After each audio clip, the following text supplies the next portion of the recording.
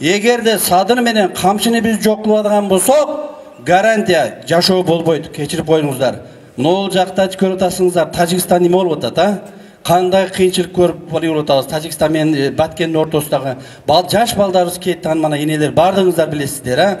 Ошого кимдер күнөөлүү? Өзүңүздөр билесиздер. Баягы эле ошо Мара бей ошо жаңбашчы шайгалары, ошо азыр мега күчтөнүп атат булар. Мен личный өзүм боюн айтып берейинби? Булар азыр мына жерде митингди баштатып коюп, нар жактан митингди баштатып коюп, ояктан тополоңду чыгарып туруп, анан муну босолобуз деген ниет болуп атат. Менин оюм ушундай болуп атат. Көрдүңөр бу кандай кара ниет булар. Булар Кыргызстанга жакшылыкты ойлобойт. Булар башка жактан акчаны алып, чөнтөгүнө тыгып, кыладыганды кылып, аладыганды алып, эси тополоң чыгарып коюп, тополоң болуп кеткен болсок, булар качып башка жакка кетип калышы мүмкүн булар. Бул урматтуу жаштар. Жашоо, Кыргызстандын жери, эли, бала чага сиздердики, биздердики. Келиңиздер бекем турайлык.